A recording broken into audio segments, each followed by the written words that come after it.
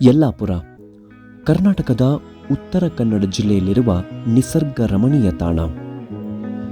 ಬೆಂಗಳೂರಿನಿಂದ 450 ಕಿಲೋಮೀಟರ್ ರಸ್ತೆ ಮಾರ್ಗದಲ್ಲಿ ಅಥವಾ ಹುಬ್ಬಳ್ಳಿಯಿಂದ ಕೇವಲ 70 ಕಿಲೋಮೀಟರ್ ದೂರ ಸಾಗಿದರೆ ಈ ಪುಟ್ಟ ಊರು ಯಲ್ಲಾಪುರವನ್ನು ನೀವು ತಲುಪಬಹುದು.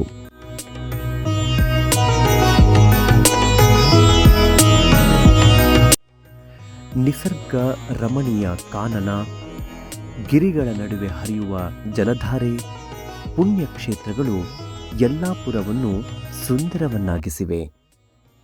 ಇಂದು ಈ ವಿಡಿಯೋ ಮೂಲಕವಾಗಿ ನಿಮಗೆ ಯಲ್ಲಾಪುರದಲ್ಲಿರುವ ಶ್ರೀ ಕ್ಷೇತ್ರ ಕವಡಿಕೆರೆ ದುರ್ಗಾದೇವಿ ದೇವಸ್ಥಾನದ ಪರಿಚಯವನ್ನು ನಾನು ಮಾಡಿಕೊಡುವೆ.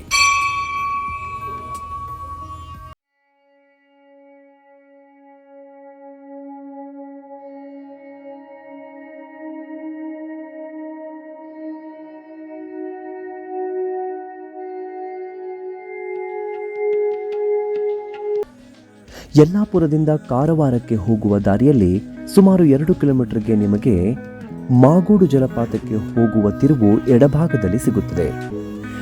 ಆ ದಾರಿಯನ್ನು ಹಿಡಿದುಕೊಂಡು ಮತ್ತೆ 2 ಕಿಲೋಮೀಟರ್ನಷ್ಟು ಮುಂದೆ ಸಾಗಿದರೆ ಎಡಭಾಗದಲ್ಲಿಯೇ ನಿಮಗೆ ಇನ್ನೊಂದು ನಾಮಫಲಕ ಸಿಗುತ್ತದೆ. ಅದುವೇ ಶ್ರೀ ಕ್ಷೇತ್ರ ಕವಡಿಕೆರೆಗೆ ನಿಮ್ಮನ್ನು ಸ್ವಾಗತಿಸುವ ಫಲಕ.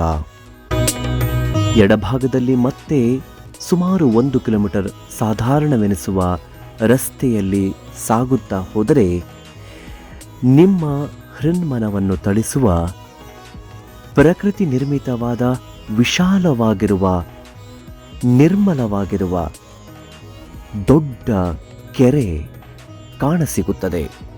ಅದುವೇ ಶ್ರೀ ಕ್ಷೇತ್ರ ಕವಡಿಕೆರೆ.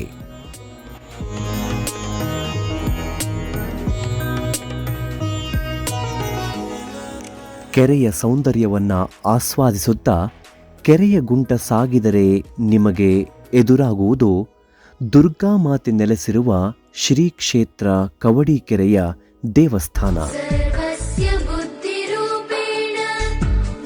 ಶ್ರೀಮದ್ ಗುರು ಶಂಕರಾಚಾರ್ಯರ ಕೃಪೆಯಿಂದ ಈ ದೇವಸ್ಥಾನದಲ್ಲಿ ಅನೇಕಾನೇಕ ವರ್ಷಗಳಿಂದ ನಾನಾ ಬಗೆಯ ದತ್ತಿ ದಾನಗಳು, ಪೂಜಾ ಕೈಂಕರ್ಯಗಳು, ಸೇವೆಗಳು ನಡೆಯುತ್ತಾ ಬಂದಿವೆ.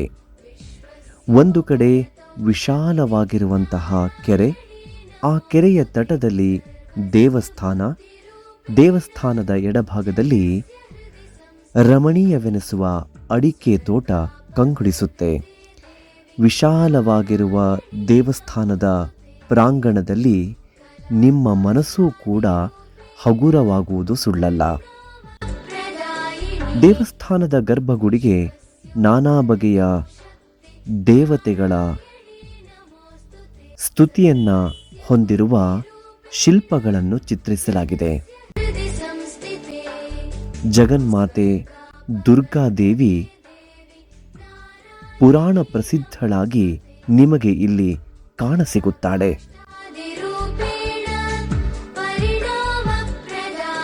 ಕವಡಿಕೆರೆಯಲ್ಲಿ ಪಾರಂಪರಿಕವಾಗಿ ಪೂಜೆಗಳನ್ನು ನಡೆಸಿಕೊಂಡು ಬಂದಿರುವ ದೊಡ್ಡ ಮನೆತನವೇ ಇದೆ. ಆ ಮನೆತನಕ್ಕೆ ಸೇರುವ ಹಲವಾರು ವರ್ಷಗಳಿಂದ ಪರಂಪರಾತ್ಮಕವಾಗಿ ಈ ದೇವಿಯ ದೇವಸ್ಥಾನದ ಪೂಜೆಯನ್ನು ನಡೆಸಿಕೊಂಡು ಬಂದಿರುವ ಭಾಸ್ಕರ್ ಕವಡಿಕೆರೆ ಅವರು ಇಲ್ಲಿಯ ಸ್ಥಳದ ಮಹಿಮೆಯನ್ನು ವಿವರಿಸುತ್ತಾರೆ.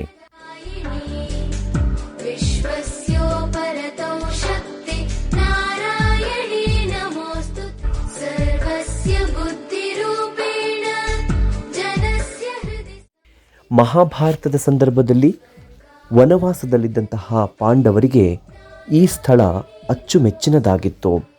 ಒಮ್ಮೆ ಹಣ್ಣು ಹಂಪಲುಗಳನ್ನು ಅರಸಿಕೊಂಡು ಬಂದಂತಹ ಭೀಮನಿಗೆ ಒಂದು ನಾದಮಯವಾಗಿರುವ ಸಂಗೀತ ಕೇಳಿಬರುತ್ತೆ. ಆ ಪ್ರಕಾರವಾಗಿ ಅದರಿಂದ ಆಕರ್ಷಿತನಾದ ಭೀಮ ಒಂದು ಗುಹೆಯ ಒಳಗಡೆ ಪ್ರವೇಶಿಸಲಾಗಿ ಅವನಿಗೆ ದುರ್ಗಾಮಾತೆಯ ದರ್ಶನವಾಗುತ್ತದೆ.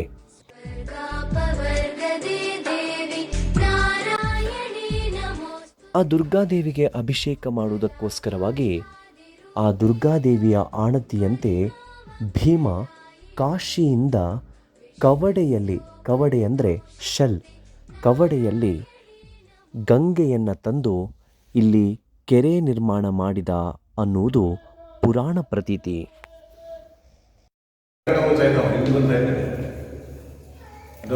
ಶಕ್ತಿ ಹಂಗಿದ್ದು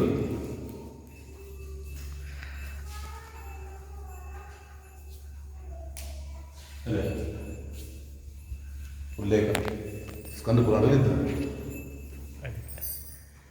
ಎಲ್ಲ ಇಲ್ಲಿ ಸಂಬಂಧಪಟ್ಟ ಕುಟುಂಬದಲ್ಲೇ ಪೂಜೆ ಮಾಡ್ತೇವೆ. ಉಳಿದು ಇಲ್ಲಿ ಸುತ್ತಮುತ್ತಲು ಎಲ್ಲ ಇವು ಇಲ್ಲಿ ಬರ್ತೈತೆ. ಭಾಳ ಶಕ್ತಿಯುತ ಪೀಠ ಇದೆ, ಜಾಗೃತ ಕ್ಷೇತ್ರ. ಇದು ವಿಶೇಷತೆ ಅಂದರೆ ಈ ಕೆರೆಯಲ್ಲಿ ಯಾರೂ ಇಲ್ಲಿ ತನಕ ಇದಾದವಿಲ್ಲ. ಕೆರೆ ಬಿದ್ದು ಸತ್ತೋದೋಡ ಹೇಳೋದು ಅಂದರೆ ಅದೆಲ್ಲ ದೇವಿ ಕಾಪಾಡ್ತಾವೆ.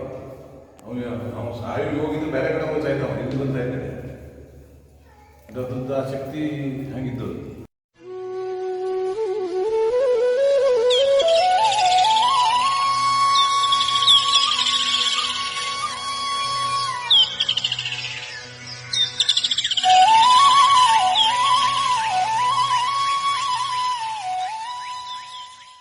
ಅರ್ಚಕರಾದ ಭಾಸ್ಕರ ಕವಡಿಕೆರೆ ಅವರು ಹೇಳುವ ಹಾಗೆ ಈ ಕ್ಷೇತ್ರ ಅತ್ಯಂತ ಪವಿತ್ರವಾಗಿರುವುದರಿಂದ ಇಲ್ಲಿ ಯಾವುದೇ ಮಾಲಿನ್ಯ ಆಗುವಂತಿಲ್ಲ. ಇದುವರೆಗೂ ಕೂಡ ಇಲ್ಲಿ ಯಾವುದೇ ಅಹಿತಕರವಾದ ಘಟನೆ ನಡೆದ ದಾಖಲೆಯೂ ಇಲ್ಲ.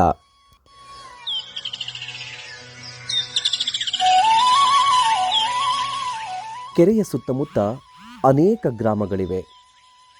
ಅಲ್ಲಿನ ಜನರೆಲ್ಲ ಈ ದೇವಿಗೆ ಭಕ್ತಿಪೂರ್ವಕವಾಗಿ ತಮ್ಮ ಸೇವೆಯನ್ನು ಸಲ್ಲಿಸುತ್ತಾರೆ. ಈ ಕ್ಷೇತ್ರ ಪುರಾಣ ಪ್ರಸಿದ್ಧವೂ ಪರಿಸರದ ನಡುವೆ ಇರುವಂತಹ ಜಾಗೃತ ಸ್ಥಳವೂ ಆಗಿದೆ.